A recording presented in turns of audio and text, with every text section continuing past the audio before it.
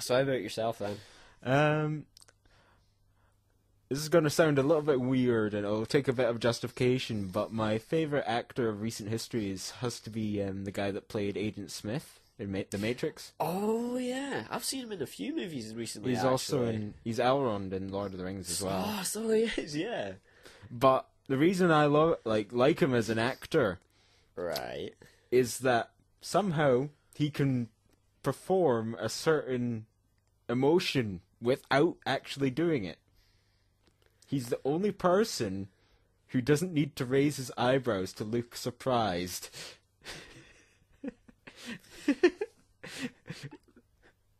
I mean, like, go if you have the Lord of the Rings, the first one, go to the Council of Elrond and wait for Merry and Pippin to come running out. Right. He'll just look round. He doesn't raise his eyebrows or look surprised at all. He just looks round and he looks surprised because that's how he looks normally. Yeah. I was going to say you make a very good point, but that's a pish point. Basically, you've, as far as I can gather, and correct me if I'm wrong, but you've denounced your own point. Basically, you've said he can do any emotion without actually doing it. It's like, how would you... Well, you say he looks surprised. What if he was angry? What if he was depressed? What if he was joyous? It's like, no, he was just surprised, and he looks a bit surprised. Oh god, I'm trying to think of other people that just always look a certain emotion. I mean, there's a guy.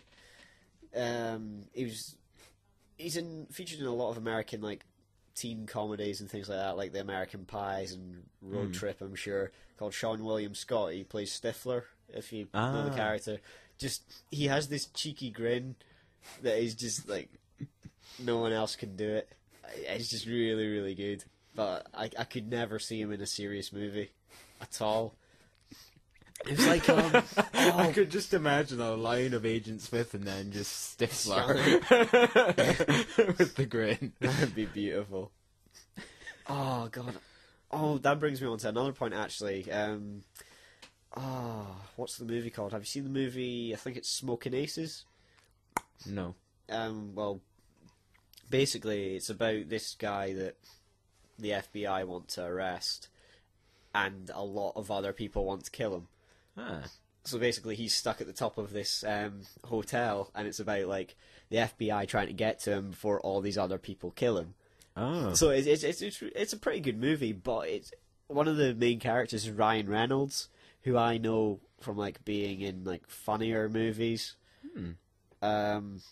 So I couldn't take him seriously at all. But then the last scene where basically he discovers that this guy was the only reason he was alive was to keep this other person alive, like for a heart transplant. So basically, what he did when he discovered this, that's all he'd been fighting for, was he went into the room with the two guys, and they were like father and son. He closed the door. He like put down his badge and gun and all that kind of things, and he just pulled the plug on both of them. And then like alarm bell started going off, and he was just stuck there. And it just, I'm sure, I can't remember if he was like crying his eyes out, but he was just like head in hands kind of thing, where everyone else is like banging to get in, because basically the guy, as soon as he got out of there, he'd either be killed or he just knew that, but he knew that his life just wasn't worth living if that was why he was doing it. I was quite surprised. But favourite genre of movie? Favourite genre of movie? Like, just generally. I think I'd just have to say that I'm probably a typical action movie fan. Fair enough. I don't mind the occasional action movie, like the Die Hards I'm quite a big fan of. Just because it's lots of explosions and the line "Yippee-ki-yay, motherfuckers." Yeah. I love that. But I don't know. I'm a fan of like old westerns and stuff like. I mentioned Clint Eastwood before. I'm a fan of kung fu movies, like I want to say Forbidden Planet, but that's not it. No, that's a shop. Yeah, The Forbidden Kingdom. It was like the first movie with Jackie Chan and Jet Li. I was like, wow. It's basically the story of Monkey. Yeah. So yeah, I recommend you check it out. Like if you know the story, or if you like Jackie Chan or Jet Li. And again, if you like either of those two, you've probably already seen it. I've not actually though. But well. I don't actually tend to keep many movies around, so I've only got like 4 in the corner. Well, what 4 have you got? We'll talk about them. Seven Samurai. We have Fearless. We have Fearless, another Jet Li one. Battle Royale. Oh, aye. We have one of the Batman ones, which I've not actually watched, and we have I Am Legend. I've not actually seen I Am Legend. I got it out of a cheapie bin at one of the game stores because I got it on Blu-ray. Cool. Do you have a Blu-ray player? Yeah, I've got a PS3. Oh, yeah. Very clever. But yeah, like, probably my favourite movie would be Seven Samurai. Yeah. Oh, God. I'm trying to think. It's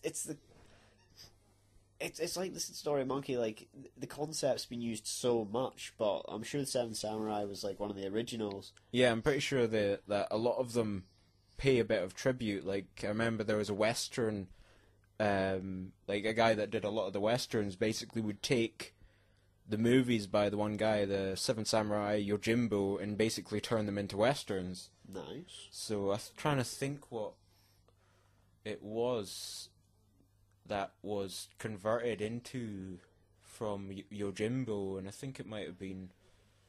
It wasn't Lock, Stock, and Two Smoking Barrels. It was. That's not even a Western. Well, no, it's. I don't know why that was in my head, but it's something to do with money. I'm pretty sure. Is that not like A Fistful of Dollars? It might be, but it's basically the idea of guy comes to town. There's 2 gangs in town. He joins one and kicks the ass of one with the one gang, and then proceeds to beat the shit out of the other gang. Yeah, I'm sure that's one of Sergio Leone's ones they did with Clint Eastwood. Yeah, I'm definitely sure it was a Clint Eastwood. But basically, Seven Samurai was the tale of a bunch of rice farmers, like after sort of, like towards the end of the sort of feudal era. Aye. And basically, because a lot of samurai warriors are going out of, like, they've not got a lord to serve anymore. Yeah. So they're out of a job, basically. So they came up with the idea of, okay, it would mean we lose less if we hired a bunch of samurai to avoid getting killed by bandits. Yeah, that makes sense. So basically, they pay samurai food in order to be saved, and basically they get 7, and that's where it comes from. Oh, God. And I think, like, there's one character in it that basically anyone will sympathize for. It's Kikachiyo. Right. Which is basically sort of a muscular idiot of a man. Oh, yeah. That's got a huge two-handed sword. He is the classic fighter, basically. But it basically turns out that he's not even a proper samurai. He's just a samurai that managed to get his hands on the name of someone. Nice. Like a document saying this is so-and-so. And just taking up his name and, like, started being a samurai. And basically, like, at one point, all of the samurai are getting fed up with these farmers. Aye. And just because the farmers had been hiding more food away. Ah, right. So they weren't getting paid their full. Well, they were getting paid, but basically, the farmers were not cooperating as far as they saw. Yeah, I get you. So, they got pissed off about it, and then basically, Kikachiyo, who was originally a farmer, turns around and goes, sort of, well, yeah, but we constantly have, like, bandits coming in here kicking our ass, and they're fighters, and you samurai, like, you didn't give a damn about us up until now. Yeah, until, like, we started paying you. And, like, basically, yeah, we're the freaking groundwork. You've been walking over us for ages. Just ignoring it. Yeah. Why should we trust you right off the bat, kind of thing? Yeah, it goes both ways, doesn't it? Quite a good moment in a movie, I think, really.